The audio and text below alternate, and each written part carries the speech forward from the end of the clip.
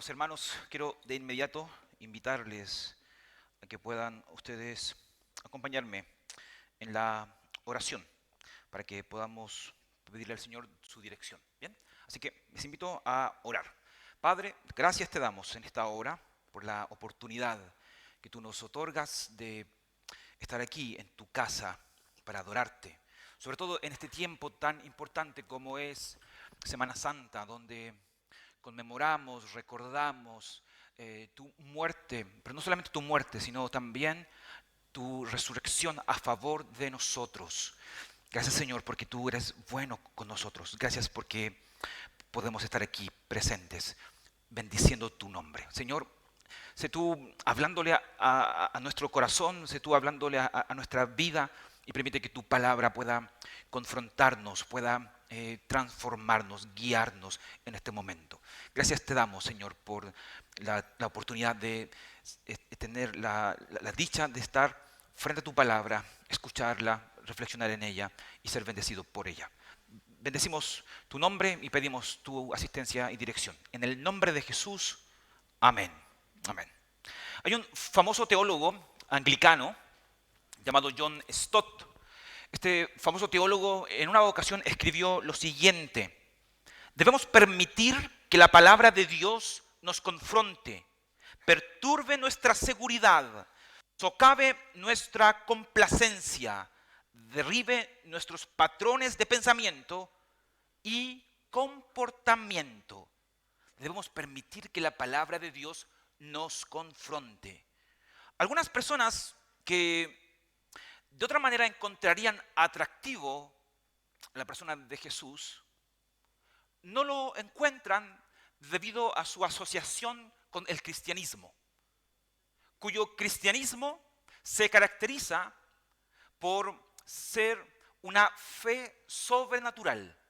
En la mañana hablábamos un poco acerca de eso, de que no podemos nosotros separar la fe de lo sobrenatural. De hecho, la Biblia está llena de ejemplos de acontecimientos sobrenaturales.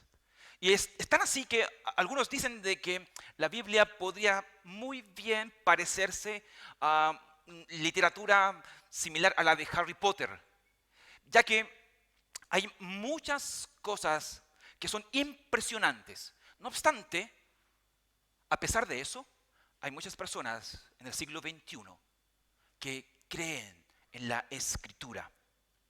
Un autor llamado Russell Moret dice lo siguiente acerca del mensaje del cristianismo. Él dice de que el mensaje cristiano no está cargado por lo milagroso, sino que está indisolublemente ligado a ello. Una virgen concibe, un paralítico camina, los ciegos ven, los leprosos son sanados, los muertos resucitan, Cristo asciende a los cielos, el Espíritu Santo desciende a la tierra. Lo que predomina en todo el Evangelio es la locura de lo sobrenatural, donde tú observes eso está presente. Y para muchos cristianos hoy, pensar en lo sobrenatural es incómodo. No tienen respuesta para poder reflexionar en ello. Su razón no les permite poder creer en un Dios sobrenatural. Es más, hay muchas personas que suponen que la respetabilidad, digámoslo así, de lo intelectual, una persona intelectualmente respetable, es una persona que no cree en Dios, no cree en los ángeles, no cree en los demonios, no cree en el cielo, no cree en el infierno, y así por delante. No obstante, nuevamente, cuando tú miras el Evangelio, cuando tú te miras a ti mismo y observas tu fe en Jesucristo, lo sobrenatural es una característica primordial de lo que tú crees y de lo que tú vives. ¿Por qué Dios da tanto énfasis a lo sobrenatural? Probablemente el propósito de Dios es esta: lidiar con el orgullo humano y mostrarle al ser humano que hay cosas que él no puede entender. Hay cosas que no caben en su mente.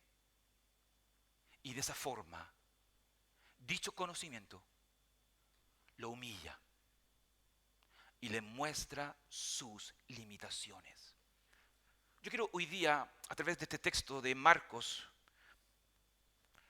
y tratando de reflexionar junto con ustedes a través de esta carta, digámoslo así, o, o presentación del cristianismo mediante la doctrina más sobrenatural de todas, que es la resurrección de Cristo, porque no hay otra.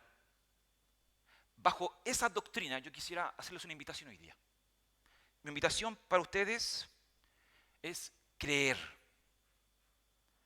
Crean en el testimonio infalible, inerrante de Dios.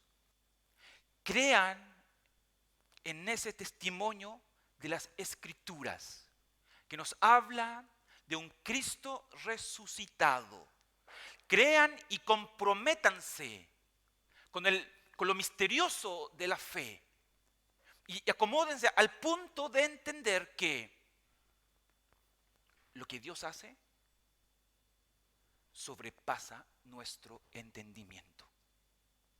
Si ustedes y yo asumimos una actitud así de humildes, reconociendo nuestras limitaciones, reconociendo que no somos capaces de entenderlo todo, nosotros podremos hoy día disfrutar de esta doctrina de la resurrección que es tan preciosa para todo cristiano y que ha sido preciosa a través de la historia para toda la iglesia.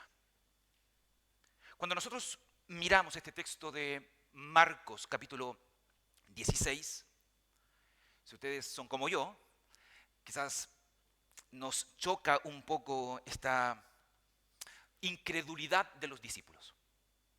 ¿Cómo tanto, digo yo?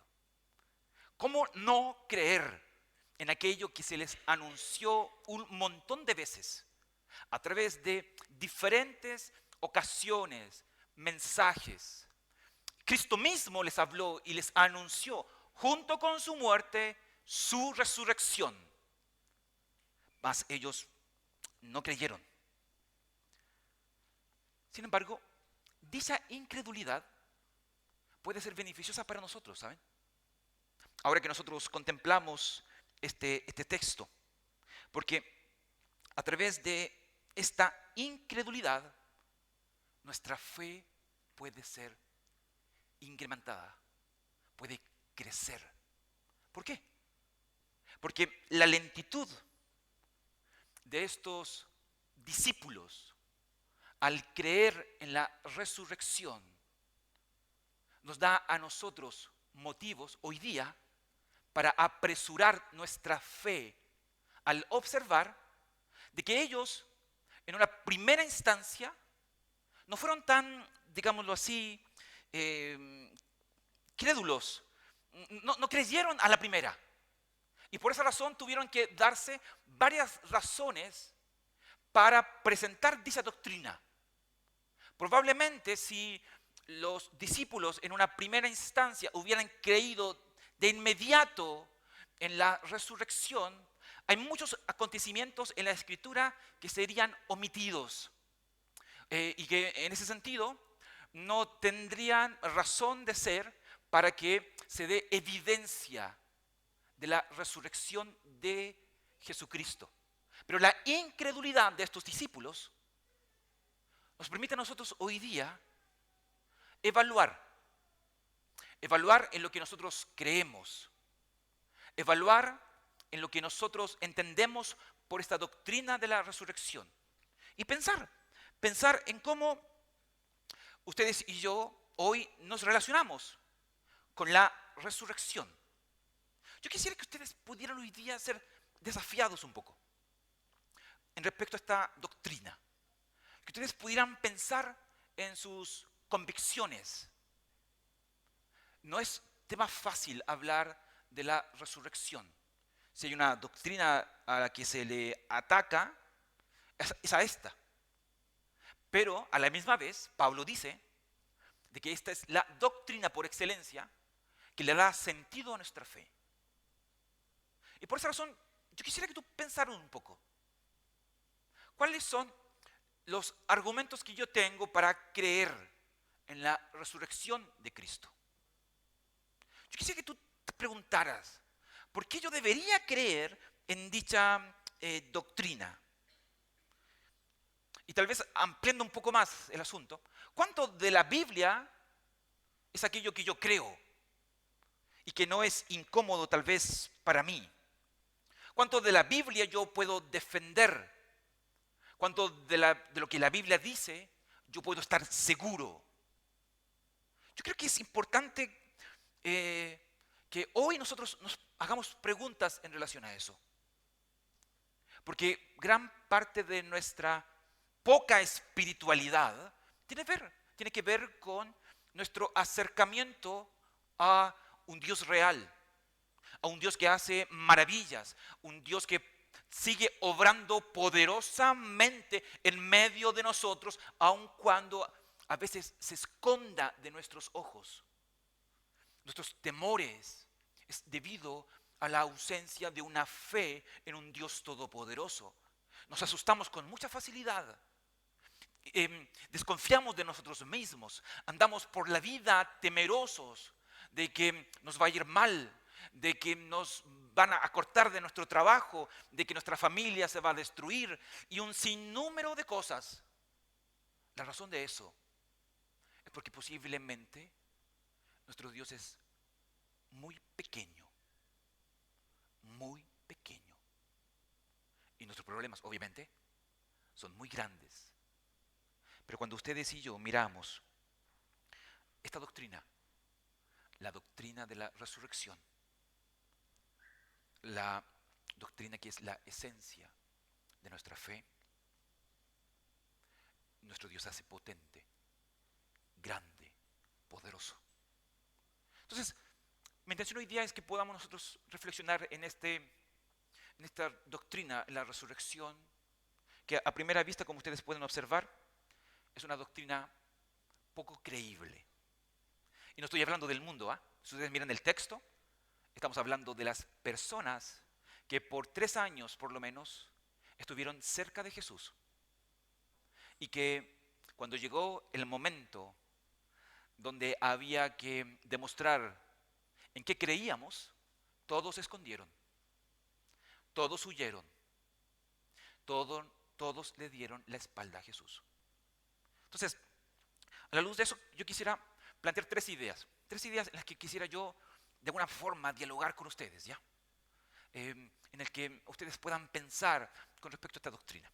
Y la primera idea que yo quisiera plantear tiene relación con que todo cristiano, estoy hablando de ustedes, no estoy hablando de los de afuera, ¿ya? Estoy hablando de ustedes, estoy hablando de mí. Todo cristiano, todos nosotros, deberíamos creer en la doctrina de la resurrección sin la necesidad de depender de otros o por causa de otros, sino como una convicción personal. Esto debería ser algo personal, una convicción personal. Yo no creo porque Juanito cree. No, yo creo porque Sproul cree. Yo creo porque John Piper cree. Y así sucesivamente. No, yo creo porque lo leí en un libro. Yo creo porque, no sé, así me lo enseñaron. Y así por delante. Yo quisiera que ustedes pudieran pensar un poco en eso. ¿Cuántas de las cosas que ustedes creen están basadas en un estudio profundo de la Biblia?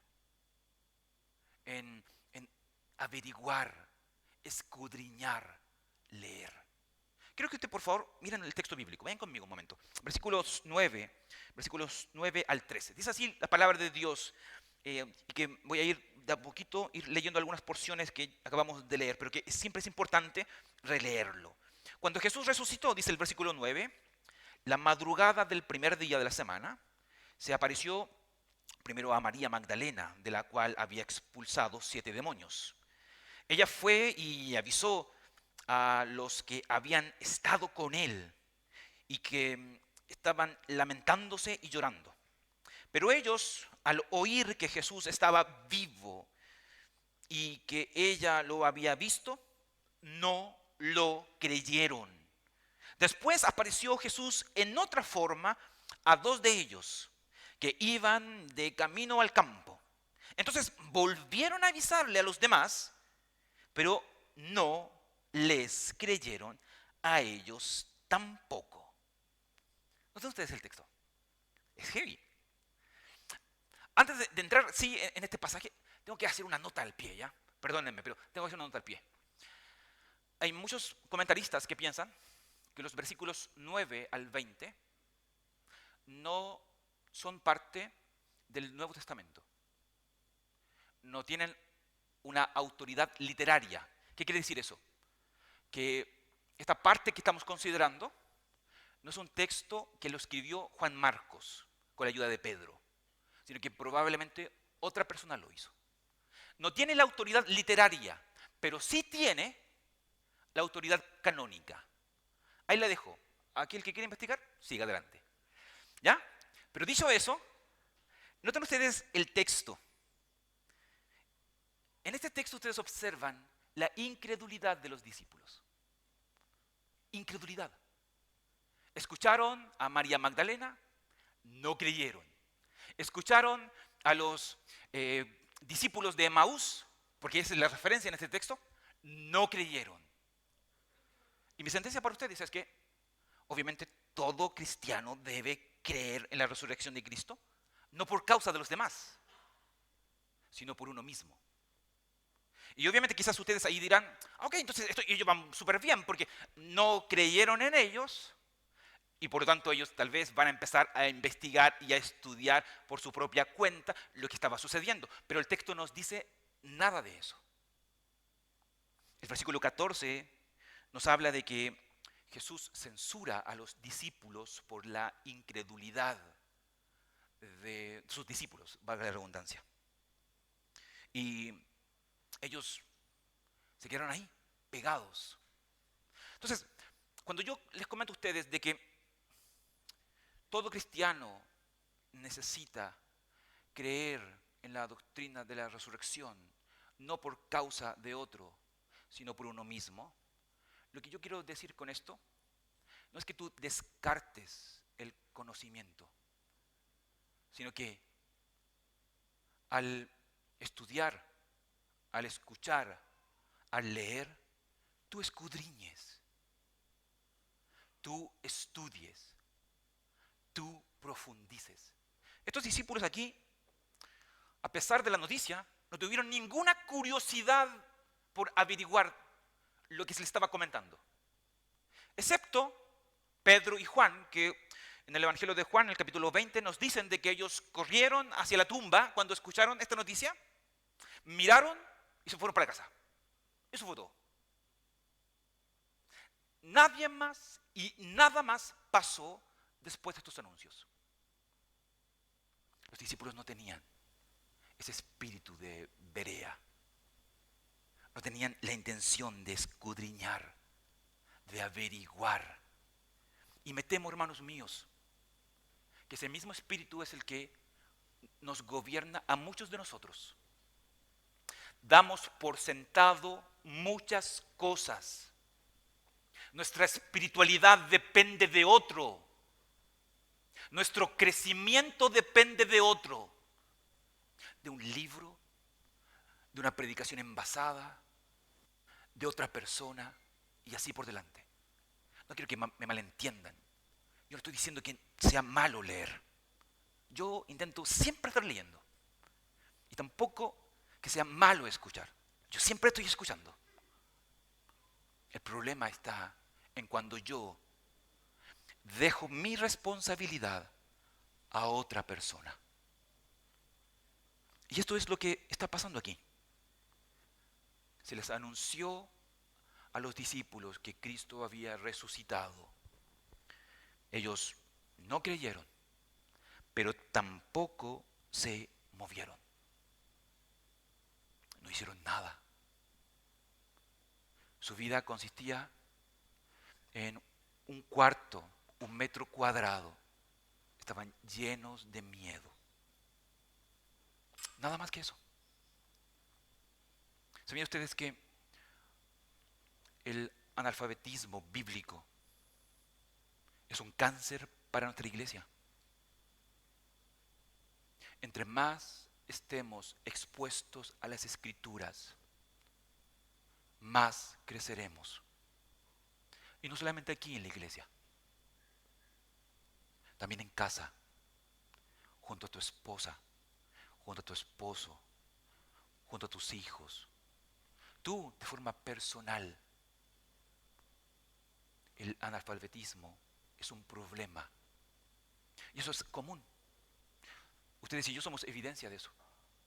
Muy pocas personas hoy día tienen una Biblia. Muy pocas personas vienen, abren su Biblia y la subrayan. Ya eso pasó de moda. Hoy día la moda es escuchar la Biblia hablada. Esa es la moda. La moda hoy es escuchar o ver videos didácticos que nos introducen a la escritura. Antes la gente tomaba papel y lápiz y hacía sus propias introducciones a los libros, a la Biblia. ¿Qué está pasando, hermanos? Algo está pasando acá. Hemos dejado de estudiar, de escudriñar y no sabemos que estamos haciéndonos daño. Nuestros hijos llegarán un día a nuestra casa con preguntas que no sabremos responder porque no nos hemos dado el tiempo para estudiar. Ellos comenzarán a escuchar a otras personas y allí vendrá el lloro y el crujir de dientes. Los discípulos son un ejemplo de eso. Ellos escucharon, no creyeron, pero tampoco tomaron la iniciativa para averiguar lo que estaba pasando. Por eso, yo quiero que ustedes entiendan, y quiero tirarles la pelota a ustedes así. Es su responsabilidad aprender de las Escrituras. Es su responsabilidad leer las Escrituras. Es su responsabilidad hacer devocionales, leer la Biblia, buscar a Dios, conocer. Es tu responsabilidad. No me culpes a mí de tu falta de conocimiento. No culpes a Dios de tu falta de espiritualidad. Deja de ser un niño. Deja de ser un infante. Deja de depender de otros. Tú ya eres un adulto. Abre tu Biblia, estúdiala, enséñala y comienza a profundizar. No esperen que te den papilla en la boca. Tú ya no eres un niño. Así que basta, basta, porque de lo contrario, sufrirás y perderás esta bendición de la doctrina de la resurrección. ¿Te das cuenta? Pero no solamente ese pensamiento quisiera yo subrayar en este texto. No solamente nosotros necesitamos creer en la doctrina de la resurrección de forma personal, sino que también necesitamos entender de que todos nosotros, al creer en la doctrina de la resurrección, debemos hacerlo no por vista, sino por fe. Yo quiero que ustedes miren un poquito versículo 14. El versículo 14 dice así: por último se apareció Jesús a los 11 mientras comían. Los reprendió por su falta de fe y por su obstinación en no creerles a lo que lo habían visto resucitado. Es decir, es verdad que en mi primer punto yo les comentaba de que las verdades o las convicciones tienen que ser personales. Pero no quiero que nuevamente ustedes me malinterpreten. Cuando yo hablo de aprender, de estudiar las escrituras de manera personal, o que no sea necesariamente derivado de otra persona, yo no estoy diciendo de que nuestra espiritualidad se sostenga a partir de nuestra experiencia o de lo que sentimos. Eso es irse al extremo. Cuando la fe, cuando lo que tú crees depende de lo que tú sientes y de lo que tú experimentas, has dejado la Biblia de lado y te has convertido tú en tu propia referencia. Y yo no quiero decir eso cuando estoy comentando de que nosotros tenemos que estudiar la Biblia en un sentido personal. Porque Jesús aquí, en el versículo 14, reprende a estos discípulos encerrados en este cuarto. Él los reprende por su dureza de corazón y su incredulidad. Y más tarde Jesús también va a reprender a Tomás, porque se pasó de listo. Porque habiendo escuchado el testimonio de los otros discípulos, él dijo: mientras yo no ponga mi dedo en la llaga y no vea con mis ojos a este Cristo crucificado, yo no voy a creer. ¿Y qué fue lo que dijo Jesús? Ven ustedes allí, en Juan capítulo 20, versículo 29. Es un mensaje tanto para Tomás como para nosotros. Porque me has visto, has creído. Dichosos los que no han visto y sin embargo creen. ¿Qué quiere decir esto, hermanos míos? Nuestras experiencias, nuestra vista, nuestras sensaciones pueden ser un medio útil en diferentes áreas para generar convicciones, pero no necesariamente en el área de la fe. No es así. Cuando yo hablo de fe, permítame hacer una diferencia. No estoy hablando de fideísmo. ¿Qué es lo que es fideísmo? Fideísmo es creer por creer. Eso es fanatismo. Yo no estoy diciendo eso. Nosotros no creemos porque creemos. Nosotros creemos porque hay argumentos. Y estos argumentos no necesariamente parten de nuestra experiencia y de nuestra razón. Parten de un estudio profundo de las Escrituras. Es la Escritura, la palabra de Dios, infalible e inerrante. Y por tanto, nosotros creemos no en el Dios que está aquí, ni tampoco en el Dios que está aquí. Nosotros creemos en el Dios que está aquí. Por eso estudiamos las Escrituras. Nuestra fe es más poderosa que lo que nuestros ojos pueden contemplar, independiente de las circunstancias. Hay un texto muy importante allí en 1 de Pedro, capítulo 1, versículo 8, donde Pedro dice de que la iglesia que está sufriendo ama a Jesús, aun cuando no lo ha visto. Está sufriendo, pero ama a Jesús aun cuando no lo ha visto y cree en Él aunque no lo ha visto y se goza en Él. ¿Quién me explica eso, por favor? ¿Cómo alguien puede amar a alguien que no ha visto, creer en alguien que no ha visto y más encima en un momento de dolor, de sufrimiento, gozarse en aquel que no ha visto? Todo lo que hoy día nosotros contemplamos como la verdad tiene que ser palpado, tiene que ser entendida por nuestra razón. Y de alguna forma definimos la verdad a través de lo que nosotros pensamos que es verdad.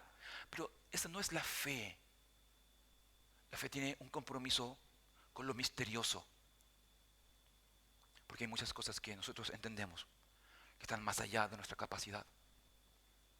Por eso, nuestra guía, reitero, no es nuestras corazonadas. No es lo que yo pienso que va a suceder. No es lo que yo quisiera que sucediera. Es lo que la Biblia dice. Allí está mi base. Esa es la razón de mi fe. Esa es la razón de por qué Pablo dice que nosotros vivimos por fe y no por vista. Y no solamente eso. Pablo dice en Gálatas que aquellos que han sido crucificados con Cristo ya no viven más, sino que Cristo vive en ellos. Y lo que vivían a través de la carne, las sensaciones, las experiencias, la fuerza, ahora ya no lo viven de esa forma, sino poniendo su fe en el Hijo de Dios, Noten ustedes cómo la vida de un cristiano cambia. El énfasis no está en mi fuerza, en mis capacidades, en lo que yo puedo entender, en el Hijo de Dios, en lo que dijo el Hijo de Dios. Es lo que yo creo. Ustedes no deben creerme a mí o a algún presbítero simplemente porque somos líderes. Ustedes deben creerme a mí cuando les hablo la Escritura, cuando profundizamos en la Biblia. Ustedes creen en lo que yo les digo porque les menciono un capítulo, un versículo. De lo contrario, mis palabras están desacreditadas, no sirven de nada. Yo no tengo palabras de vida para ustedes. No, de mí no nace ese poder transformador, solo evangelio. Solo evangelio. Y por esa razón es que tú tienes que entender que aunque las convicciones son personales, esto no significa que debemos caer en el subjetivismo, en lo que yo creo que es correcto, en que lo que yo pienso que es verdad y voy a llevar mi vida como yo quiero. No, señores, en lo que la Biblia dice. Mi fe se alimenta por las Escrituras. Yo sigo esa lámpara que es a mis pies, tu palabra, porque todo a mi alrededor es oscuridad. Escritura es luz para mis pies. Y por esa razón, yo no me fío de mí mismo. No te fíes de ti mismo. Hay muchas personas honestas que se irán al infierno.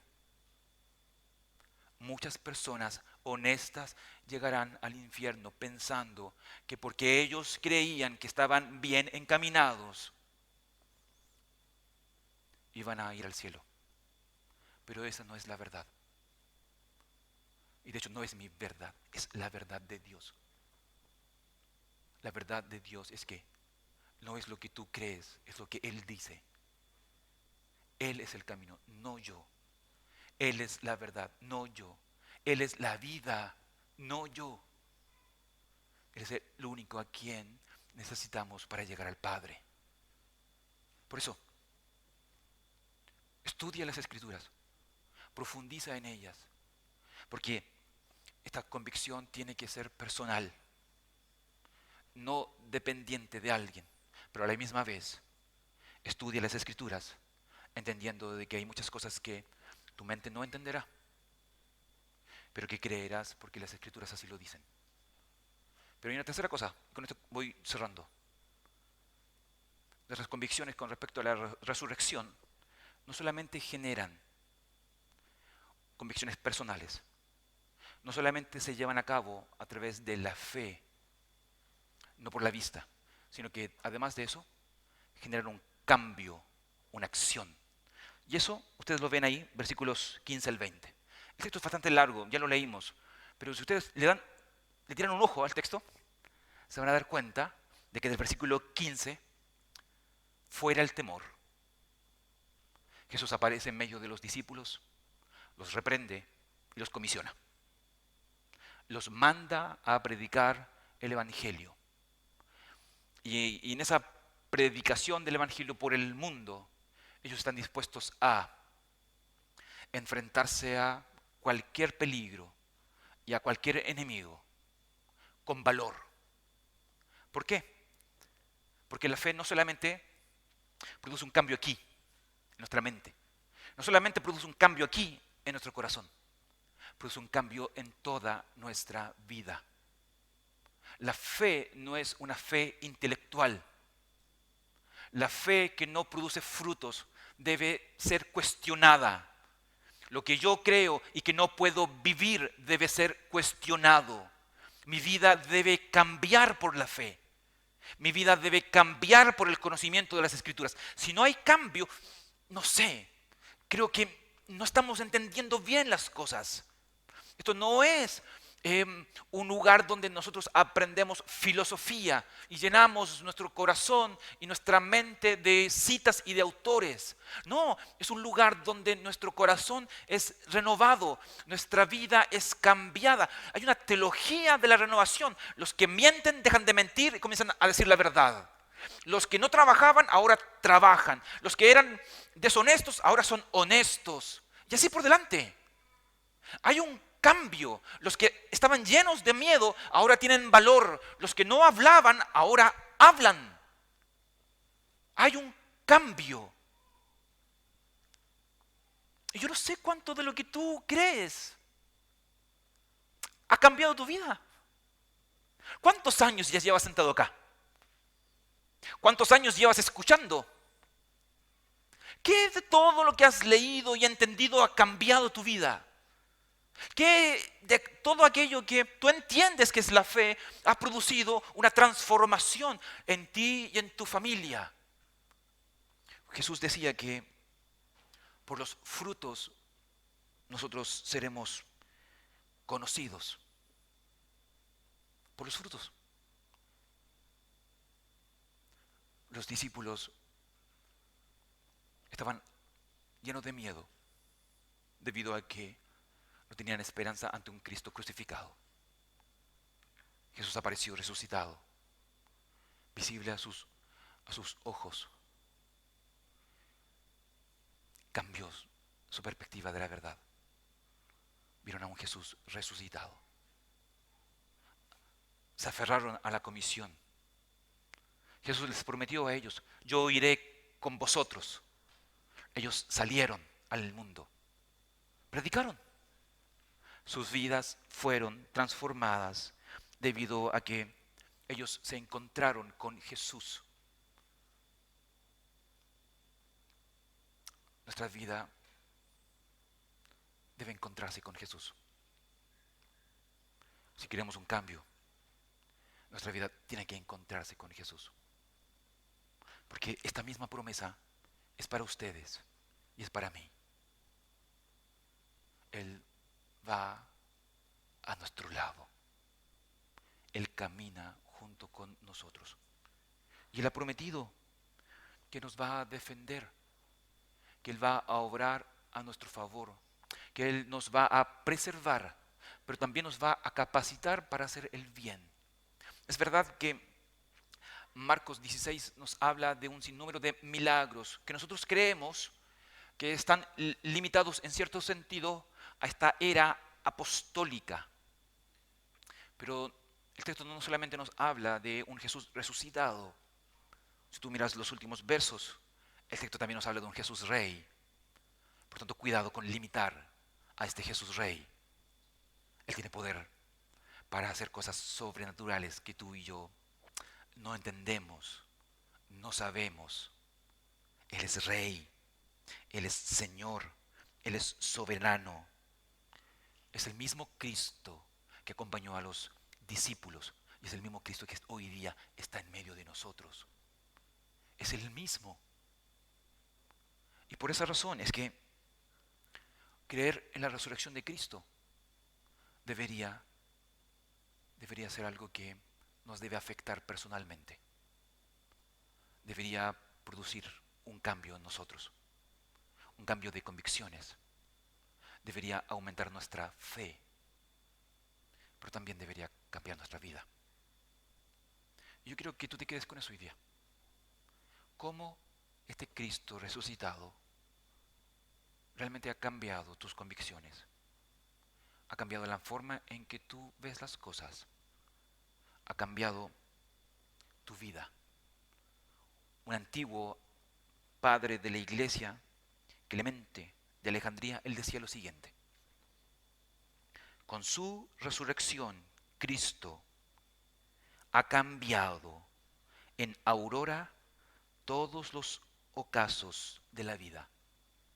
Con su resurrección, Cristo ha cambiado todas las cosas.